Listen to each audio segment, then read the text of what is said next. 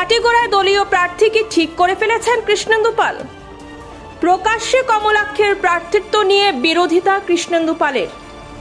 মুখ্যমন্ত্রীর প্রক্ষেপ করা প্রার্থীর বিরোধিতা নিয়ে ক্ষোভ রাজ্য বিজেপিতে। উল্লেখযোগ্য, মুখ্যমন্ত্রীর নির্দেশে কাটিগড়া বিধানসভাতে দৌড়ঝাঁপ করছেন উত্তর শ্রীভূমি জেলার বিধায়ক কমলাক্ষ দে পুরকায়স্থ। কাটিগড়া আসনে তিনি মুখ্যমন্ত্রীর প্রার্থী, তাই দলীয় কর্মীদের সাথে সুসম্পর্ক গড়ে তোলেন। কাজ করছেন তিনি, যোগ দিচ্ছেন বিভিন্ন সভা সমিতিতে, কিন্তু বিজেপির একাংশ মেনে নিতে পারছেন না। জানা গেছে, মন্ত্রী কৃষ্ণেন্দু পালের উস্কানিতে কাটিগড়া বিজেপিতে শুরু হয়েছে কমলাক্ষ দে পুরকায়স্থ বিরোধিতা। মন্ত্রী কৃষ্ণেন্দু পাল একটি সভায় বলেন, কাটিগড়া সমষ্টিতে কাটিগড়ার সুসন্তানকে দেওয়া হবে দলীয় মনোনয়ন।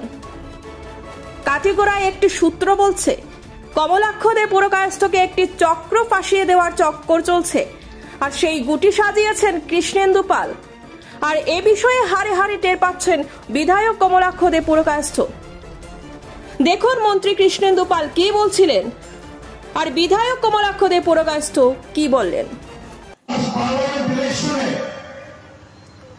এই কাটিগড়া সমষ্টির যে আশীর্বাদ ভোট দিয়ে প্রমাণ করে দিয়েছেন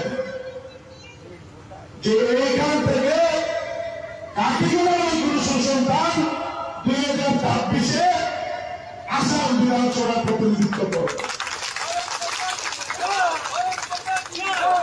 আলটিমেটলি দেশের অখণ্ডতা, দেশকে রক্ষা করা এবং সত্যি কথা বলতে গেলে ভারতীয় সভ্যতা সংস্কৃতি যেখানে আছে সেখানে সুষ্ঠু সুন্দর পরিবেশ, তাই সবাই একটা সুষ্ঠু সুন্দর একটা বাতাবরণ এখানকার বাতাবরণ।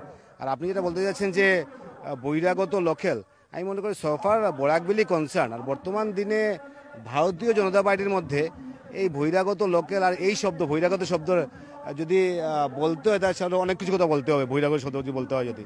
তাই আমি মনে করি সেখানে অন্য কোনো ইস্যু নেই। মানুষের কাছে একটাই ইস্যু, মানুষ ডেভেলপমেন্ট চায়, মানুষ উন্নয়ন চায়, উন্নয়নের দিকে মানুষ ধাবিত হতে চায়, এবং সেদিকেই গভর্নমেন্ট কাজ করছে। মাননীয় মুখ্যমন্ত্রী কাজ করছেন, প্রধানমন্ত্রী উনি সব ধরনের সাপোর্ট দিয়ে যাচ্ছেন, এবং সামনের দিনে একটা সুষ্ঠু সুন্দর একটা আরো